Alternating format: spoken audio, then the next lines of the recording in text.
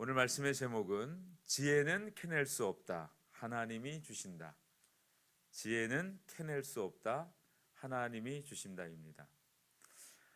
욥기서 전체의 내용의 핵심은 이유 없이 까닭 없이 고난을 당하는 것 같은 욥이 하나님을 아는 듯 했으나 그를 공격하고 비방했던, 좋은 의미로 보면 조언과 덕담은 아니겠죠. 조언과 또 신앙적인 충고를 더했던 세 친구의 이야기가 다 하나님의 어떠하심을 잘못 짚고 있었다라는 겁니다. 욥기서 1장을 보면 천상에서 회의가 진행이 되죠.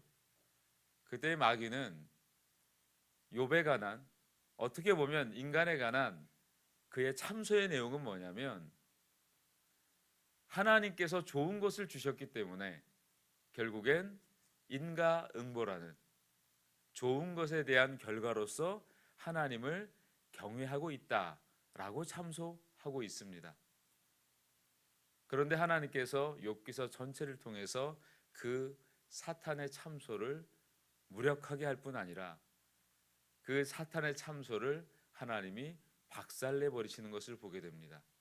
더불어 욥이라는 우리 삶을 대표하는 인간에게 하나님께서는 어떤 은혜를 덧입혀 주시냐면, 우리에게 주신 어떠함이 우리가 하나님을 예배하는 경외함의 목적과 수단이 아니라 하나님께서 우리에게 주신 그 중보자, 구속의 은혜만이 인간과 하나님의 간극을 메울 수 있다라고 말하고 있습니다.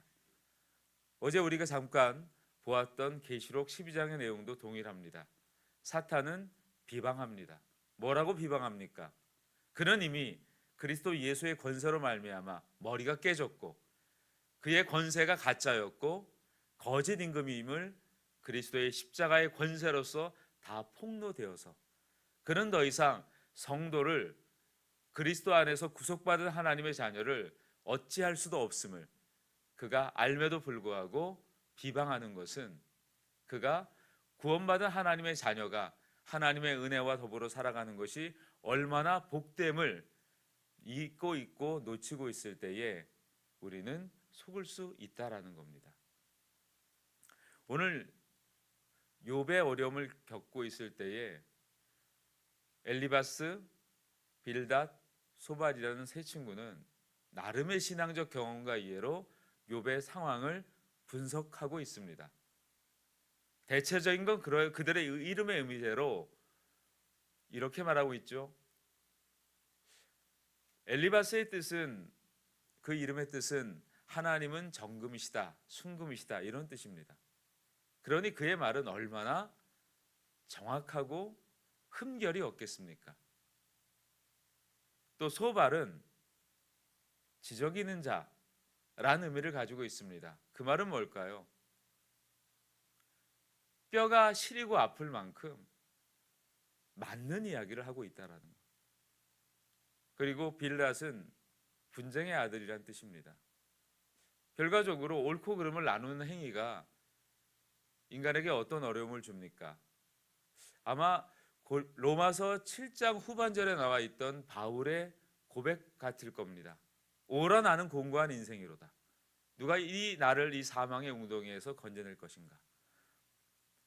내 한 마음으로는 주의 벗을 따르고 내 한 마음으로는 육체의 소욕을 따르고 있구나. 다 맞는 말이고 다 옳은 말입니다. 반박할수록 옹색해져 가는 욥의 모습을 보게 됩니다. 그러나 하나님께서 무엇을 말씀하시려고 이 욥기를 주셨을까요? 오늘 28장은 욥과 세 친구 사이의 격렬한 논쟁 한복판에 등장한 독특한 지혜의 찬가입니다.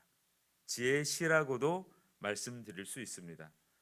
논쟁의 당사자인 욥이 말하는 것인지 아니면 저자가 내레이터로 개입한 것인지 학자들 사이에는 이견이 있는 내용이 28장입니다. 어느 쪽이든 이 장은 인간의 말이 바닥을 드러내는 자리에서 하나님의 지혜를 노래하는 그런 내용을 담고 있습니다.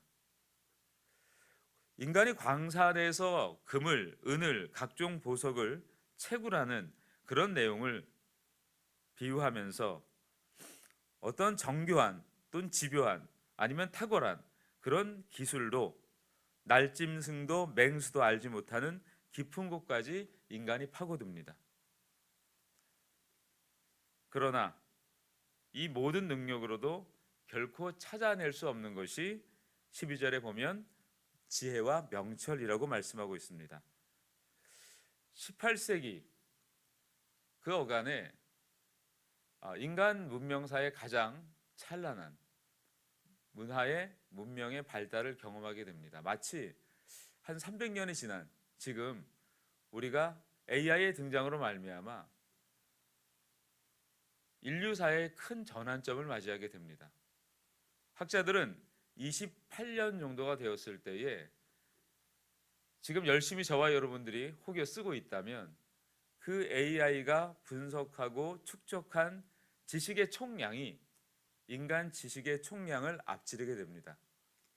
더 이상 AI를 이용하고 활용한다라는 개념을 넘어서 이제는 AI에게 배워야 되는 그런 입장이 돼버린 거죠.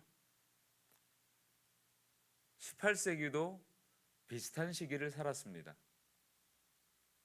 영국의 산업혁명을 통해서 인류의 문명은 비약적으로 발전합니다.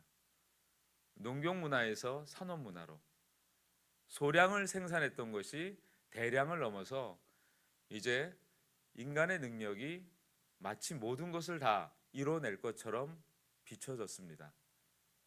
그러나 결과는 어떠했습니까? 인간은 자원이라는 통치의 열망으로 인류사의 가장 큰 아픔이 18세기, 19세기 그리고 20세기 초반에 일어났습니다. 그것은 1차, 2차 세계대전이었습니다. 인간이 아무리 똑똑하고 훌륭하다고 해도 그 지혜의 한계는 명료합니다. 그 지식의 한계도 명료합니다. 그래서 오늘 12절에 지혜와 명철은 인간이 결코 캐낼 수 없는 것이다. 왜냐? 그 지혜와 지식의 원인, 그리고 그 시작, 그리고 그 종착은 하나님이기 때문입니다. 인간 자체가 어떻게 지어졌는지를 창세기 1장은 명료하게 선포하고 있습니다. 하나님의 형상대로 지음받았다. 하나님의 형상대로 지음받은 인간이 아무리 훌륭하고 똑똑하고 이 시대를 빗대어 말한다면 AI가 등장해서 많은 인간 지식의 비약적 발전을 이룬다고 해도 그래 봤자랍니다. 여러분, 지식은 인간을 공감해 줄 수 없습니다. 지혜만이 인간을 공감할 수 있습니다. 그래서 지혜의 영역은 바로 신의 영역이며 창조주 하나님의 영역입니다. 지혜를 값을 매길 수 있겠는가? 인간의 어떤 탐구와 그 지혜의 접근이 과연 무한한가? 1절부터 12절 그리고 13절부터 22절은 결코 그럴 수 없다. 그리고 23절로 28절 오늘 읽었던 말씀의 내용은 지혜의 유일한 근원, 그것은 오직 하나님만이 지혜의 길을 아신다라고 말하고 있습니다. 하나님은 창조의 질서 속에서 지혜를 정하셨고 인간에게 단 하나의 답을 주셨습니다. 오늘 28절입니다. 주를 경외함이 지혜요 악을 떠남이 명철이니라. 지혜는 인간의 성취가 아니라 하나님이 자기 계시를 통해 주어지는 은혜의 선물입니다. 지혜의 결국이 무엇일까요? 그 지혜는 바로 인간이 하나님과 함께할 수 있는 상태를 의미합니다.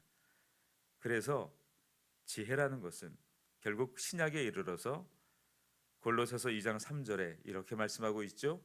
그 안에는 지혜와 지식의 모든 보화가 감추어 있느니라. 그러니 지혜는 무엇일까요? 바로 그리스도로 말미암아 우리가 구원, 하나님과 함께하는 임마누엘의 은혜를 얻는 것입니다. 그래서 인간의 노력으로 알 수도 없고 그리고 인간의 깊은 탐구와 이해를 가지고 해낼 수도 없는 것이 바로 지혜라는 것입니다.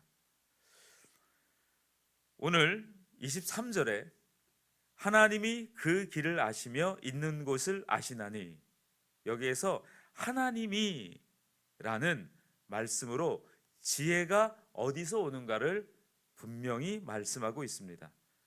주어가 그 전에는 인간이었습니다.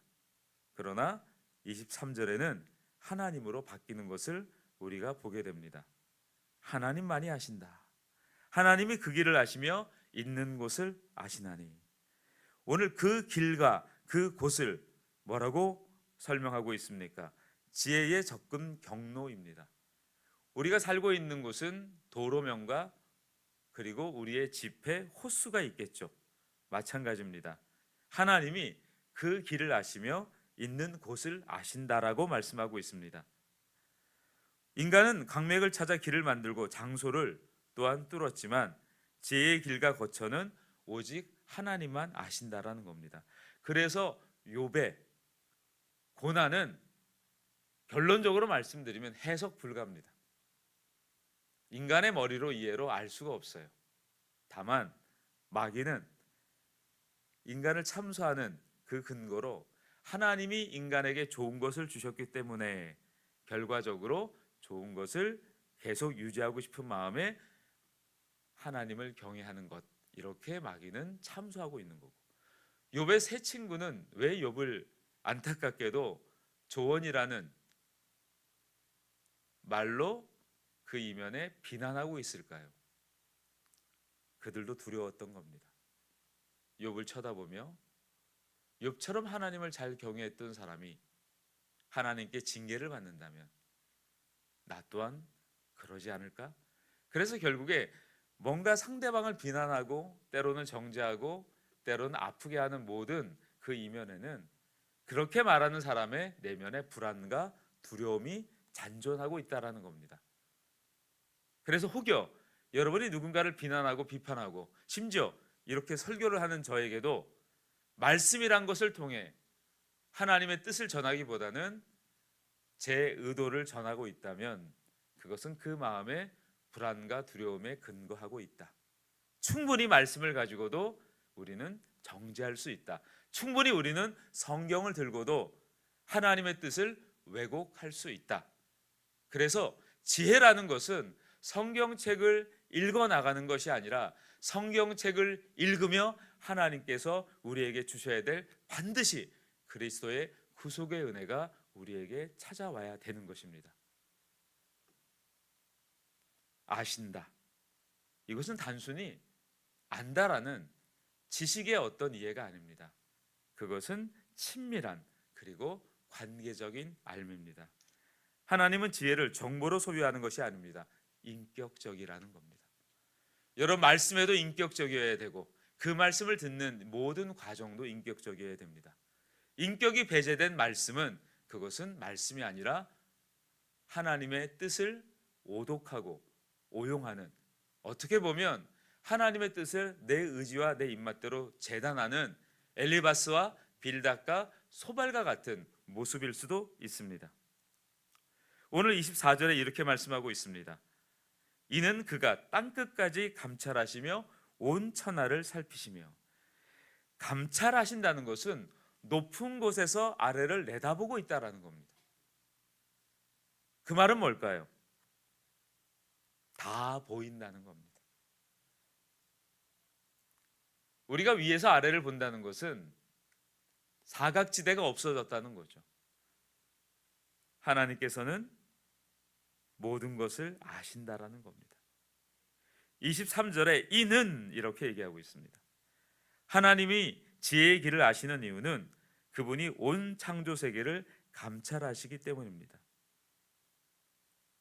인간의 노력은 한 지점을 파서 들어가는 겁니다. 그러나 하나님은 전체를 보고 계시는 겁니다. 오늘 25절과 26절을 보면 창조 질서 안에 정하신 지혜를 말씀하고 있습니다. 바람의 무게를 정하시며 물을 헤아려 분량을 정하시며 비를 위하여 규례를 만드신다라고 말씀하고 있습니다. 바람, 물, 비, 우레, 이것은 고대 근동에서 가장 통제 불가능한 자연 현상들입니다. 바람, 물, 비, 우레. 하나님은 이것들의 무게와 분량과 규례를 부여하셨다라고 말씀하고 있습니다. 이 세 단어는 모두 질서와 측량의 언어입니다. 내용의 핵심이 무엇입니까? 인간이 혼돈으로 보는 것이 하나님께는 이미 정해진 질서라는 겁니다. 지금도 마찬가지입니다. 일기예보를 보고 날씨를 예측하지만 말 그대로 예측입니다. 하나님은, 하나님의 지혜는 이 창조 질서 안에 내재되어 있습니다. 그러니 하나님을 어찌 당하며 그분을 어찌 우리가 앞설 수 있겠습니까? 욥기를 통해 우리에게 주어지는 하나님의 말씀은 그의 능하신 손 아래에서 겸손하라는 겁니다. 오늘 27절을 보면 어떤 말씀이 있습니까? 그때에 그가 보시고 선포하시며 굳게 세우시며 탐구하셨고, 그때에, 그 말은 뭡니까? 창조 행위가 일어난 그 바로 시점입니다. 보다, 굳게 세우다, 탐구하다. 이 세 동사들은 하나님이 지혜를 단순히 소유하시는 것이 아니라 그것을 마음껏 그의 창조 행위 안에서 능동적으로 확립하고 계셨다라는 것을 말씀하고 있습니다. 탐구하다라는 1절부터 11절에 광구가 열심히 땅을 파고 그것을 탐구하지만 결과적으로 인간은 유한하며 하나님은 그 탐구한다라는 개념 자체도 먼저 만드신 분이다. 그래서 28절에 인간을 향한 유일한 계시를 드러냅니다. 또 사람에게 말씀하셨도다. 보라, 주를 경외함이 지혜요 악을 떠남이 명철이니라. 사람에게 말씀하셨도다. 이 전체 장에서 유일하게 하나님이 말씀하시는 장면을 오늘 보이고 있습니다. 지혜는 발견하는 것이 아니라 계시입니다. 나를 사랑하는 자들이 나의 사랑을 입으며 나를 간절히 찾는 자가 나를 만날 것이다. 이 말은 뭘까요? 하나님이 보여주셔야 돼요. 하나님이 안 보여주시면 몰라요. 설교를 하는 저나 설교를 듣는 여러분이나 하나님이 자신을 안 보여주시는데 어찌 알겠습니까? 축구를 할 때에 결코 하지 말아야 되는 건 바로 똥볼을 차는 겁니다. 하나님께서 역사하지 않는다면, 하나님이 함께하지 않는다면 인생은 성경을 들고 교회를 다니며 똥볼을 찰 수 있습니다. 하나님이 우리에게 당신을 계시하셔야 됩니다. 나를 사랑하는 자들이 나의 사랑을 입으며 나를 간절히 찾는 자가 나를 만날 것이다. 그래서 요한복음 14장 6절에 예수께서 말씀하셨습니다. 내가 곧 길이요 진리요 생명이라고. 여러분, 경외함이라는 것은 단순한 두려움이 아닙니다. 하나님의 절대성 앞에서 자신의 유한함을 인정하는 전인격적인 자세입니다. 지혜와 명철은 동전의 양면 같습니다. 하나님을 향하는 것과 악을 떠나는 것, 이 행위의 두 방향입니다. 오늘 우리는 28절 그리고 28장의 내용을 통해서 지혜가 어디 있느냐, 그리고 그 지혜의 결론이 무엇인지를 우리는 보게 됩니다. 오늘 27절에 창조 때 지혜를 세우셨다라고 말씀하셨습니다. 요한복음 1장 1절에 이렇게 말씀하고 있죠. 태초에 말씀이 계시니라. 그리고 하나님은 사람에게 말씀하신 겁니다. 히브리서 1장 2절에 아들을 통하여 우리에게 말씀하셨으니. 그리고 오늘 고린도전서 1장 24절에 이렇게 말씀하고 있습니다. 그리스도는 하나님의 지혜다. 그래서 오늘 우리는 공동체 성경 읽기를 통해 그 지혜의 근원이신 예수 그리스도를 알아가고 있습니다. 그리고 함께 우리는 그 지혜와 더불어 동행하고 있습니다. 여러분, 지혜는 캐낼 수 있는 게 아닙니다. 하나님이 주셔야 합니다. 이 아침에도 하나님이 주시는 지혜로 마귀의 참소에도 또 그의 빈정거림에도 속지 마시기를 축원합니다. 진리를 알지니 진리가 너희를 자유케 하리라. 기도하겠습니다.